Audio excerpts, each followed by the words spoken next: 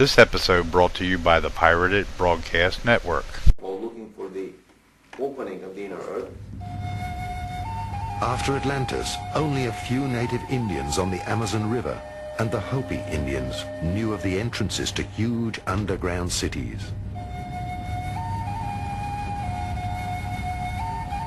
They reported that shortly before the cyclical end of humankind, the seed for the next humankind was brought to safety in the inner earth by beings, human beings with white and bluish skin and golden angelic hair, who traveled in flying saucers from the inner earth.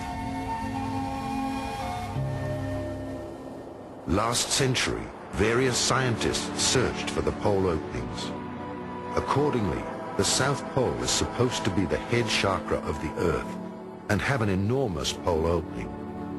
The North Pole would be the root chakra. During this century, two great efforts were made to find these pole openings and to make contact with the extraterrestrial races who built the underground cities within the Earth. The first expedition was led by Admiral Byrd before the Second World War. The second was carried out by the secret Tula organization, which pulled the strings behind the Nazis. Both expeditions were successful. Byrd discovered the pole openings during an expedition for the USA.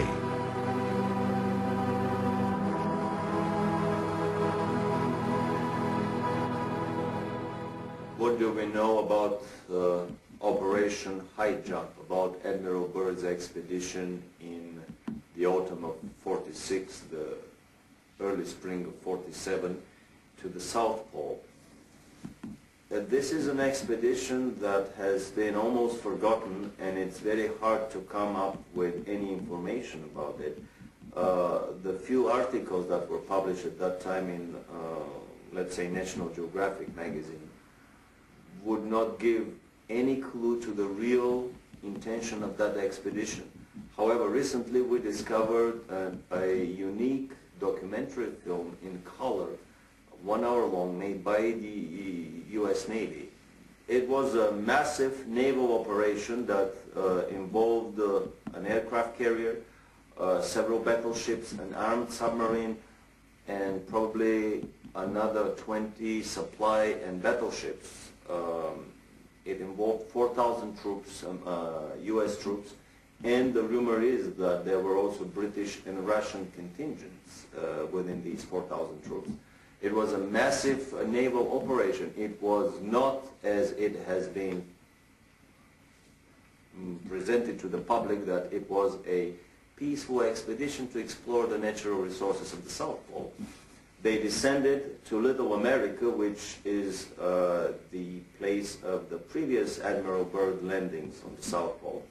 And then they started a massive overflight over the whole area of the South Pole, trying to locate the German base that was established there almost 10 years earlier. The Germans started somewhere in 1936-37 seriously exploring the South Pole, and by the time the war ended, the rumor is that they have established a massive underground colony with at least 100,000 scientists, researchers, elite SS troops, children from Hitlerjugend, young boys and girls that were to become the seed of this new and colony that was to be built under the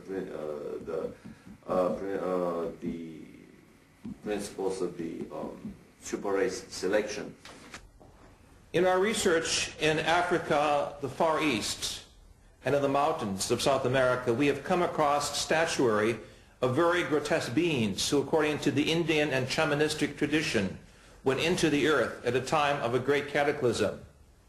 If we take Atlantis as a model for survival, it is clear in the folklore and literature of the major continents of our planet that some of the races went into the earth.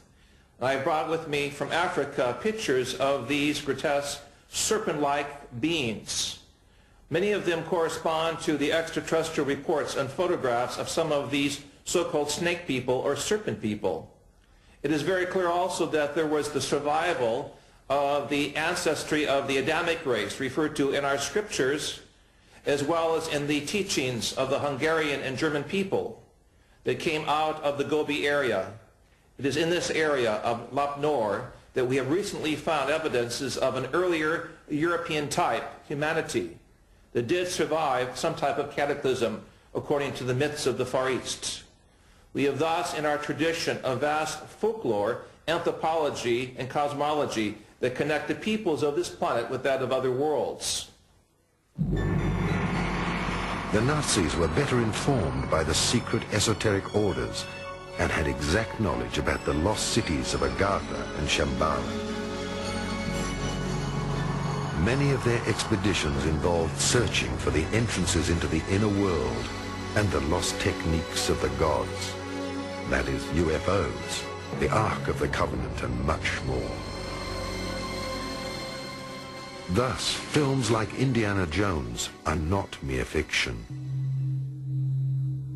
German expedition in search of Agartha.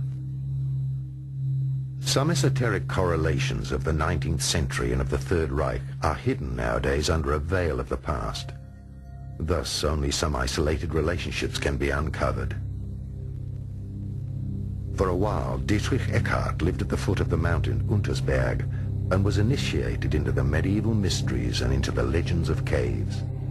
Adolf Hitler spent many hours with Dietrich Eckart at the Obersalzberg mountain, and both were followers of the hollow earth theory of Hans Erbinger. The Untersberg was already considered by the Templars to be a volcano with an access to the inner earth and to the legendary hollow world. Thus, there are stories of the disappearances of people in the Untersberg and how, 60 years later, the same people surfaced without having aged. Other German legends deal with the myth of the end of the world.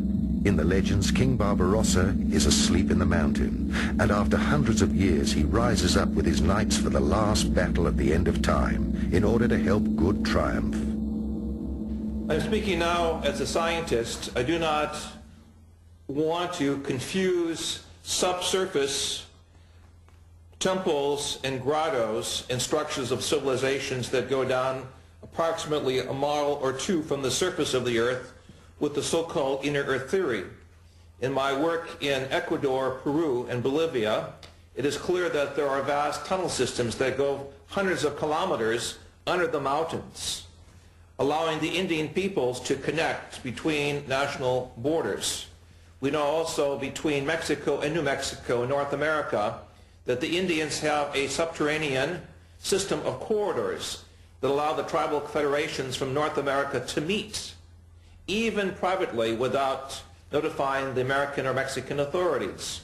Clearly, these structures are there as a result of some type of volcanic activity or catastrophic events some 28 million years ago, as we have measured in areas of North Mexico, where the surface of the earth changed, allowing volcanic openings and porous materials to construct, as it were, underground cavities. Into these cavities, members of the human society found shelter from the noxious poisons and gases and orders of destruction that took place rather suddenly. If we look at our planetary system, there is an obvious grid of underground cavities, from the areas of the Gobi areas of Central Asia to the areas of Malta in the Mediterranean to areas even of the mountains of Untersberg in Central Europe, Mont Blanc, Jungfrau, to areas we have specifically worked with seismology in central North Mexico, and also areas of the Andes. Peru, Ecuador, and Bolivia in particular have underground structures that run for hundreds of kilometers. In Southeast Asia, we know that these structures also exist in the areas of Sumatra, Borneo, and Indonesia. Clearly, throughout the world, there are major areas which seem to be contact points with parallel evolution. Dietrich Eckart shaped Hitler's thinking more than we can imagine today. He also directed him towards a mediumistic education and showed him how to make contact with the spiritual world, in particular with the Germanic gods and the ancient Hypereia people from Agartha.